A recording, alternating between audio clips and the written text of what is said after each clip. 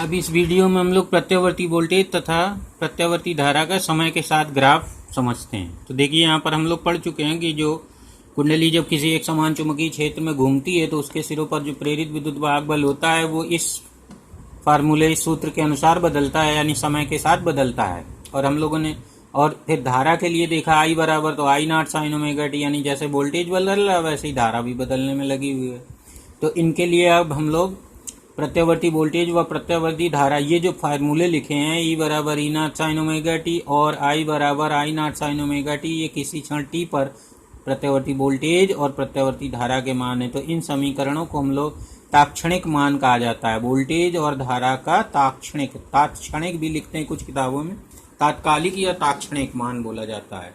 तो ये प्रत्यावर्ती वोल्टेज का तात्क्षणिक समीकरण है और ये प्रत्यावर्ती धारा का तात्क्षणिक मान है या तात्क्षणिक समीकरण है। तो इसको अब हम लोग इसके लिए ग्राफ बनाना सीखते हैं। तो ग्राफ के लिए हम लोग ओमेगा की जगह यदि कुंडली के एक चक्कर घूमने में लगा समय टी हो, यानी आवर्तकाल कुंडली का टी हो अपनी अक्ष के परितः घूमने का, तो ओमेगा की जगह हो जाएगा 2π/t। ये फार्मूला होता है, कोणीय वेग बराबर होता है 2π/t, जहाँ टी आवर्तकाल है। अब यहाँ पर हम ओमेगा की जगह वैल्यू रख देंगे, ओमेगा की जगह हम लोग रख देंगे 2π/t, तो यहाँ रख लेंगे दोनों में। तो E बराबर आ जाएगा E not sine 2π/t into small t, और I बराबर I not sine 2π/t into small t हो जाएगा। अब हम लोग स्मॉल टी का मान कैपिटल टी के मान के पदों में लिखेंगे। कैपिटल टी क्या है? आवर्तकाल, एक पूरा चक्कर घूमने का समय है। अब स्मॉल टी को हम लोग T/8 के लेके हमने दिखाया है, कुछ किताबों में T/4 लेके ये वाले कॉलम दिखाते हैं। तो जो सुविधा समझ में आए आपको उस तरह से कर लीजिएगा। तो यहाँ पर देखिए शुरुआत होती कुंडली के घूमने की जब t बराबर 0, तो t बराबर अगर 0 है तो यहाँ पर साइन 0 आ जाएगा। साइन 0 का मान 0 होता है, तो E बराबर 0, तो यहाँ पर E बराबर 0 पहले कॉलम में आ जाएगा ये। फिर I बराबर भी 0 हो जाएगा, तो I बराबर भी 0 हो गया। फिर स्मॉल t का मान आवर्तकाल का 1/8 पार्ट है, 8वां भाग है। 8वां भाग का मतलब है 45 डिग्री से कुंडली घूम गई है, तो 45 डिग्री से घूमने का मतलब होता है T/8। तो यहाँ पर जब T/8 रखोगे तो T कट जाएगा, तो 2π/8 आएगा, यानी 2 से 8 कटेगा, 4 आएगा, π/4 हो जाएगा। π/4 का मान 45 डिग्री, तो साइन 45 का मान 1/√2, तो E नॉट/√2 हो जाएगा। तो E का मान E नॉट/√2 और I का मान I नॉट/√2। अब T/4 पर जब 90 डिग्री घूम जाती है, यानी 1/4 चक्कर लगा लेती है, यानी आवर्तकाल का 1/4 हो जाएगा। T/8 इसी में जोड़ लेते हैं, आगे T/8 जोड़ते चले जाएंगे तो आगे वाले ये मान आते रहेंगे स्मॉल टी के। तो T/8 जब इसमें जोड़ा तो T/4 आ गया। T/4 का मतलब है कि 1/4 चक्कर, जैसे पूरा एक वृत्त बना हो उसके 4 पार्ट काट लीजिए ऐसे।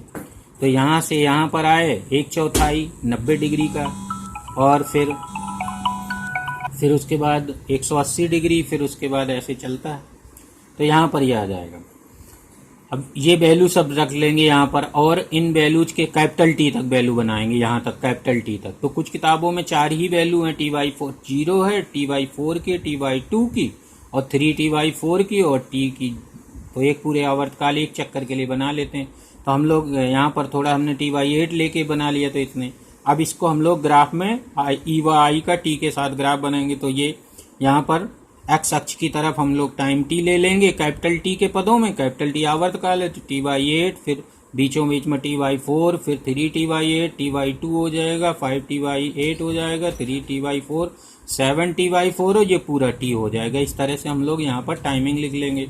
अब यहाँ पर ऊपर जो है इस तरफ वाई अक्ष की दिशा पर पॉजिटिव डायरेक्शन में E और I के वैल्यू उधर पॉजिटिव रहेगी और नीचे माइनस में रहेगी। तो यहाँ पर देखिए, तो जब T बराबर 0 है तो E बराबर 0, I बराबर, यहाँ से ग्राफ चालू हो जाएगा। तो इसमें 2 ग्राफ बनाए गए हैं, देखिए इस तरह से ग्राफ बनेंगे। T/2 पर 0 है, तो T/2 पर दोनों 0 हो गए, तो ऐसे ऊपर जाएगा। यहाँ वैल्यू बढ़ते बढ़ते वो जो पीछे देखे थे कि जब कुंडली घूमती तो पहले विद्युत वाहक बल और प्रेरित धारा जो भी होती है वो बढ़ती है, तो मैक्सिमम मान तक 90 डिग्री में पहुंच जाती है, फिर घटकर 0 हो जाती है, फिर माइनस निकला था, तो यहाँ माइनस में नीचे की ओर यहाँ ग्राफ बनेगा, और फिर पूरे चक्कर में फिर यहाँ फिर अगली बार इसी तरह का ग्राफ फिर बनेगा। ये जो इतना पार्ट है, ये इतना ही पार्ट फिर से रिपीट होगा। तो इसीलिए पुनरावृत्ति वर्ड बोला गया है तो इसी तरह का ग्राफ आगे बन जाता है। तो वह थोड़ी थोड़ी आगे ग्राफ के वक्र बढ़ा कर तीर लगा देंगे, मतलब इस तरह का ग्राफ अगले फिर कुंडली के घूमने पर अगले चक्कर में मिले। तो ये ग्राफ है, इसको बोला जाता है ज्या ग्राफ, ज्या वक्र बोलते हैं। तो आई और ई का जो टी के साथ ग्राफ होता है वह ज्या वक्र होता है। ये है, तो इसको समझ लीजिए। इस प्रकार के वक्र को ज्या वक्र कहते हैं, मैंने लिख दिया है। तो ग्राफ द्वारा ई व आई का टी के साथ परिवर्तन प्रत्यावर्ती वोल्टेज व धारा का ग्राफी निरूपण कहलाता है। तो इस तरह का अगर हम ई और आई का टी के साथ वक्र बनाते हैं तो इसको कहते हैं प्रत्यावर्ती धारा और वोल्टेज का ग्राफी निरूपण। तो ये ग्राफी निरूपण बन गया। तो इस तरह से बन जाता है। अब मैंने ये एक साइड दिखाई है यहाँ पर, ये साइड डालोगे तो किस तरह से बदलता है वो दिखाएगा GIF उसमें चलेगा। तो मतलब उसका वीडियो दिखेगा कि किस तरह से उसके कुंडली के घूमने पर प्रत्यावर्ती वोल्टेज ऐसे ऐसे ऐसे ऐसे ऐसे बदलते दिखाएगा। तो चाहे ना तो ये अपने साइड डाल के उसको देख सकते हो। अब यहाँ पर हमने दूसरा ग्राफ और एक बना दिया। जैसे यहाँ पर T/8 T/4 लेकर बनाया है, यहाँ पर हमने केवल 0 T/4 1/4 आधा 3/4 और पूरा एक चक्कर यहाँ के लिए। तो इस पार्ट के लिए तो यहाँ पर आप कम दिखा दीजिए वैल्यूज। जैसे हम लोग ने यहाँ पर T/8 दिखाया, T/4 दिखाया, फिर 3 T/8 दिखाया, इस तरह से T/2। तो यहाँ पर हम लोग बीचों बीच यहाँ पर दिखा देंगे T/4, फिर T/4 के उतनी डिस्टेंस पर T/2, फिर 3 T/4, फिर T। तो इस तरह बनाओगे तो ग्राफ फिर उसी तरह बना देंगे। उसमें जो है 4 वैल्यू ज़्यादा है, इसमें 4 वैल्यू कम हो जाएंगी। तो ये ग्राफ है, इसको बोलते हैं प्रत्यावर्ती धारा या प्रत्यावर्ती वोल्टेज का समय T के साथ ग्राफ या ग्राफी निरूपण। तो ये है ग्राफी निरूपण, ये ज्या वक्र कहलाते हैं।